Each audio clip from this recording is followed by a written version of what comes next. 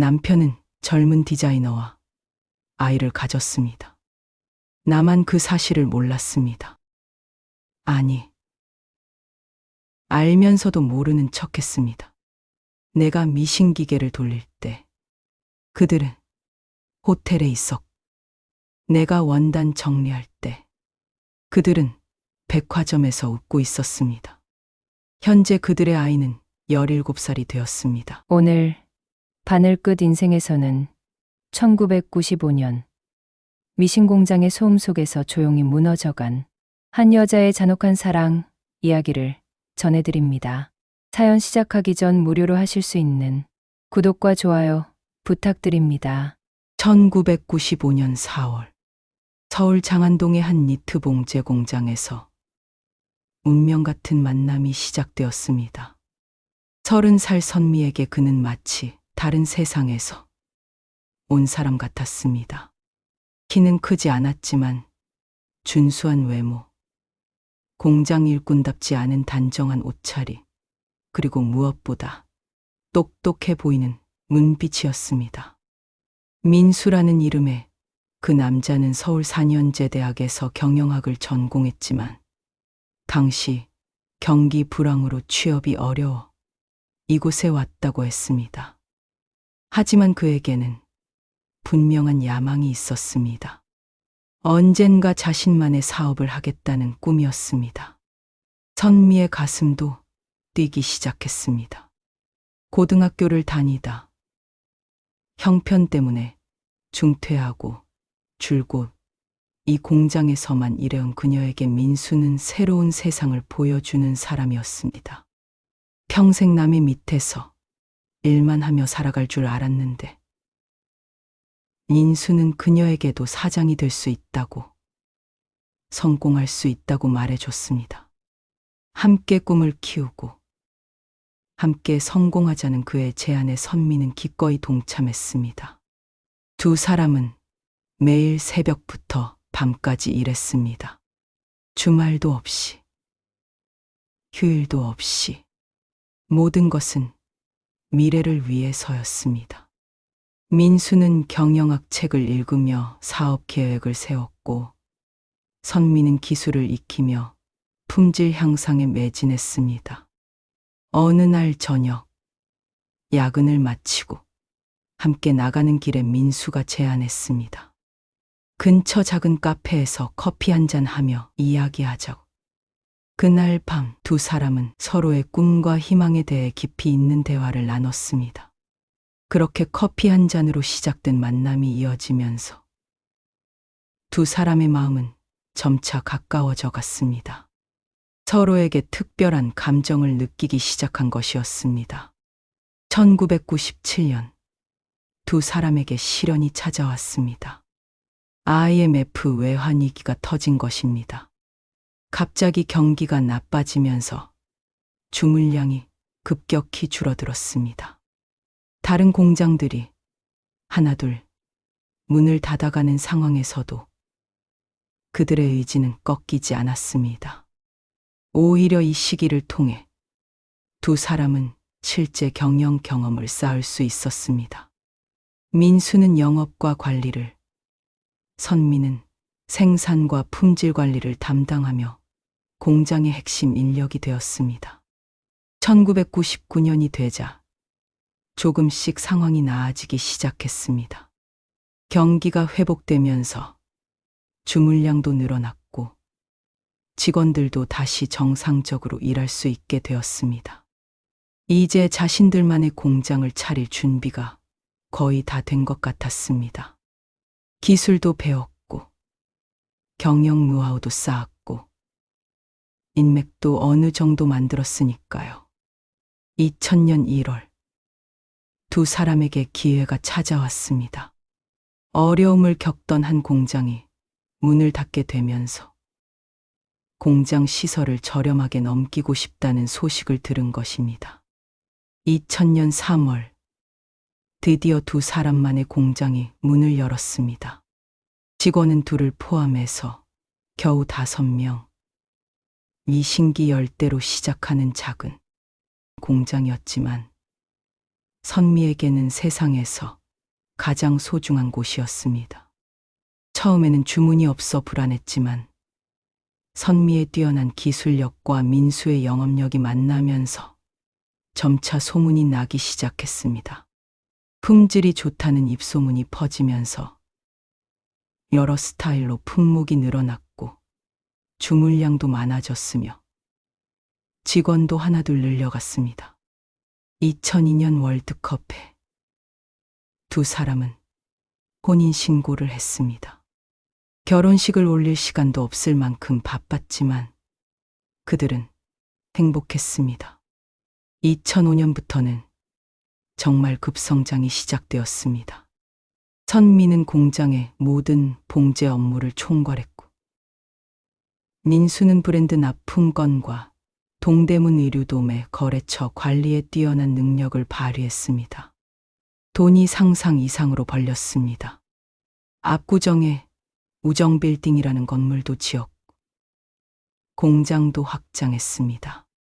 한때 남 밑에서 열심히 일만 했던 그들이 이제는 성공한 사업가가 된 것입니다. 모든 것이 완벽해 보였습니다. 하지만 운명은 잔인했습니다. 성공의 정점에서 선미를 기다리고 있던 것은 상상할 수 없는 배신이었습니다. 2005년 여름, 선미의 인생을 파괴할 한 여자가 나타났습니다.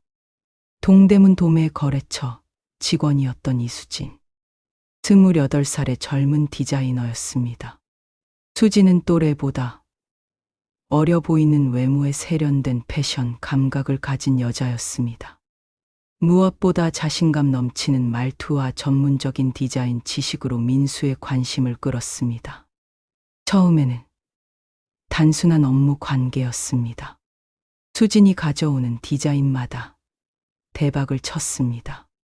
주물량이 폭증해서 가지고 있는 공장에서 풀로 돌려도 감당이 안 될 만큼이었습니다. 그래서 민수는 수진의 디자인 감각을 높이 평가하게 되었습니다.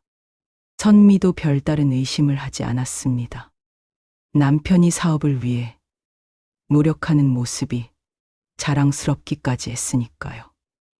하지만 점차 이상한 징조들이 나타나기 시작했습니다.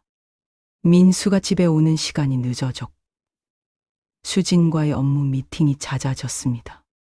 주말에도 시장 조사라며 동대문 도매 시장을 자주 나가게 되었습니다.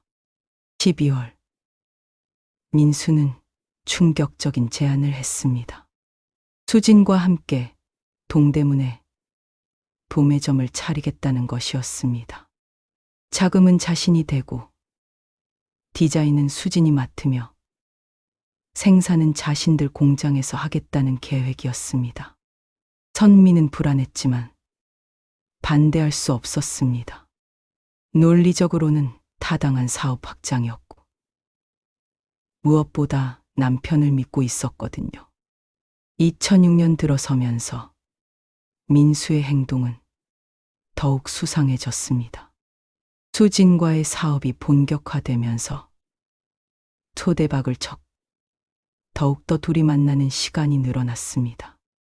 오늘은 새 샘플 확인하러 동대문에 가야 해. 이번 주말에는 백화점 시장 조사 일정이 있어. 거래처 사장들과 저녁 미팅이 있어서 늦을 것 같아. 항상 그럴듯한 이유가 있었지만 선미의 직감은 다른 것을 말하고 있었습니다. 민수의 표정에서 묘한 설렘이 느껴졌고 외출 준비를 할 때도 평소보다 신경을 많이 썼거든요. 어느 날 밤 10시가 넘어서도 민수가 돌아오지 않았습니다. 평소라면 9시쯤 끝나는 미팅이었는데 말입니다. 불안해진 선미는 전화를 걸었지만 받지 않았습니다. 한 번, 두 번, 6번째 전화에서야 받은 민수의 목소리는 이상했습니다. 전화 너머로 들리는 민수의 숨소리는 거칠었고 배경에서는 흐릿한 신음소리와 젊은 여성의 낄낄거리는 웃음소리가 섞여 들렸습니다. 그리고 가까운 거리에서 수진의 목소리가 들리는 것 같았습니다. 설마, 아니겠지. 설마 아닐 거야. 자정이 넘어 돌아온 민수의 셔츠에서는 낯선 향수, 냄새가 났습니다. 선미는 향수를 아예 쓰지 않거든요. 다음 주에는 더 결정적인 증거를 발견했습니다. 민수의 휴대폰에 온 메시지였습니다. 오늘 정말 즐거웠어요. 다음에 또 만나요. 보낸 사람은 수진이었습니다. 민수는 젊은 사람들이 자주 쓰는 표현이라며 대수롭지 않게 넘겼지만 선미는 알 수 있었습니다. 그건 단순한 업무 메시지가 아니었습니다. 결정적인 순간은 얼마 후 찾아왔습니다. 민수가 일본 출장을 간다고 했던 날, 선미는 우연히 한 호텔 로비에서 민수와 수진이 팔짱을 끼고 나오는 모습을 목격했습니다. 그 순간 선미의 세상이 무너졌습니다. 더 이상 의심할 여지가 없었습니다. 남편이 바람을 피우고 있었습니다. 거짓말을 하고 내리사미를 밖에 있다. 들어온 민수는 아무렇지도 않게 일본 출장에 대한 이야기를 했습니다. 거래처 사람들과 미팅했다며 거짓말을 늘어놓았습니다. 선미는 그 거짓말을 들으면서 가슴이 찢어지는 고통을 느꼈습니다. 하지만 추궁할 수 없었습니다. 추궁하면 모든 것이 끝날 것 같았거든요. 지금까지 함께 쌓아온 모든 것들이 무너질까봐 두려웠습니다. 그래서 선미는 선택했습니다. 모른 척하기로. 하지만 그 선택이 얼마나 고통스러운 것인지는 미처 몰랐습니다. 매일 아침 민수를 배웅하면서 웃어야 했습니다. 오늘도 수진을 만나러 갈 거라는 걸 알면서도 열심히 일하고 와라고 말해야 했습니다. 민수는 점점 더 당당해졌습니다. 늦은 시간에 들어와도 미안한 기색이 없었고 주말에도 자연스럽게 나가곤 했습니다. 심지어 집에서 수진 이야기를 자주 하기 시작했습니다. 얼마나 똑똑한지, 얼마나 센스가 좋은지. 선미는 그런 이야기를 들을 때마다 속이 타들어갔지만 참았습니다. 혹시 언젠가 민수가 정신을 차리고 돌아올지도 모른다는 희망을 버릴 수 없었거든요. 공장 직원들의 시선도 달라졌습니다. 모두들 알고 있다는 표정이었습니다. 선미만 모르는 공공연한 비밀이 되어버린 것입니다. 그 사실이 더욱 참담했습니다. 2007년이 되자 민수와 수진의 관계는 더욱 노골적이 되었습니다. 이제는 숨기려는 노력조차 하지 않는 것 같았습니다. 민수는 수진에게 비싼 선물을 하기 시작했습니다. 200만 원짜리 목걸이를 사업 파트너에게 주는 성과급이라고 둘러댔지만 누가 봐도 연인에게 주는 선물이었습니다. 더 충격적인 것은 둘이 함께 아파트를 구경하러 다닌다는 소식이었습니다. 거래처 사람이 우연히 목격하고 선미에게 알려준 것이었습니다. 민수는 투자용 부동산이라고 변명했지만 선미는 진실을 알고 있었습니다. 민수와 수진은 이미 미래를 함께 계획하고 있었던 것입니다. 선미와의 결혼 생활은 그들에게 그저 정리해야 할 과거일 뿐이었습니다. 하지만 가장 참혹한 건 선미 자신이었습니다. 모든 걸 알면서도 여전히 민수를 사랑하고 있었고 그와 헤어질 용기가 없었습니다. 그래서 계속 참고 계속 견뎌냈습니다. 밤마다 민수가 옆에서 자면서 잠꼬대로 수진아라고 부르는 소리를 들어야 했습니다. 그 순간마다 죽고 싶었지만 그래도 참았습니다. 직원들이 출근하기 전 이른 새벽 공장에 나와 혼자 미신기를 돌리면서 눈물을 흘렸습니다.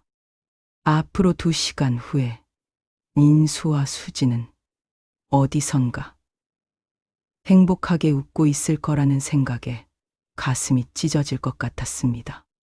선미는 상상했습니다. 지금쯤 그들은 좋은 곳에서 상상 못할 비싼 음식을 먹고 있을 거라고. 수지는 예쁜 원피스를 입고 우아하게 커피를 마시고 있을 거라고.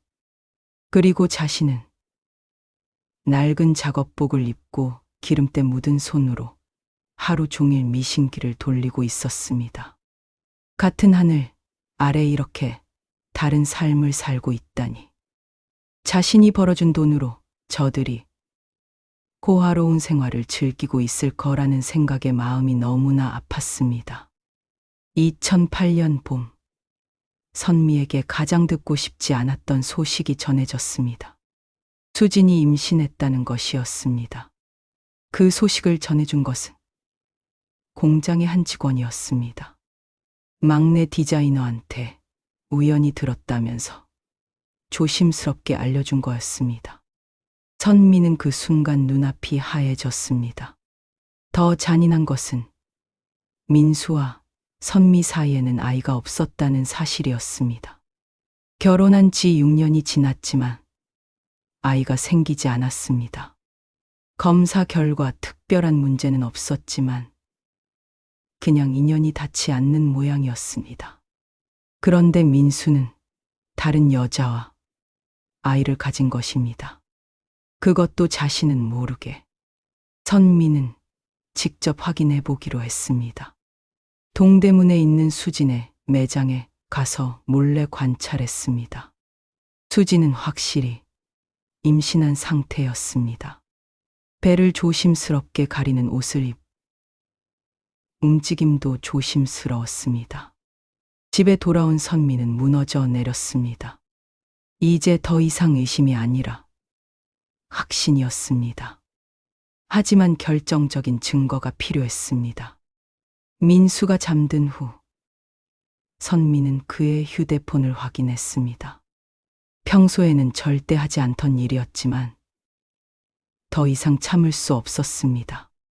메시지함에는 수진과 주고받은 문자들이 가득했습니다. 우리 아기 생각하니까 너무 빨리 함께 살고 싶어. 아기 이름은 뭘로 지을까? 당신 압구정의 건물 이름 우정이니까. 정우 어때? 재밌지? 하며 키득거리는 문자까지.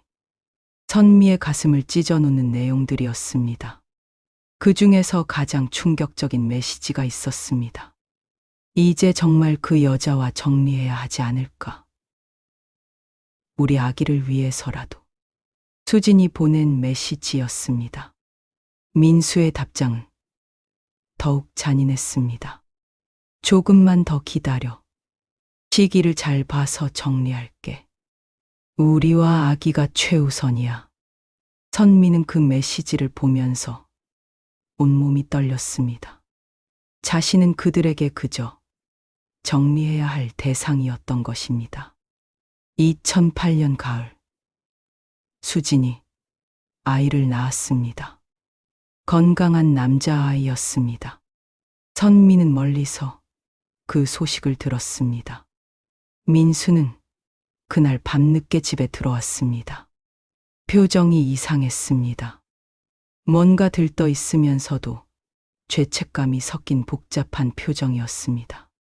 자신이 아빠가 되었다는 기쁨과 아내에게 들킬까 하는 두려움이 동시에 느껴졌습니다. 한 달 후, 선미는 충격적인 장면을 목격했습니다. 전에 예약해 놓은 허리 통증 의학과 치료를 위해 모처럼 공장 일을 일찍 보고 나왔는데 병원 근처를 지나가다가 우연히 본 것이었습니다. 민수가 유모차를 밀며 수진과 함께 걷고 있는 모습이었습니다. 민수는 정말 행복해 보였습니다. 아기를 내려다보는 그의 눈빛에는 사랑이 가득했습니다.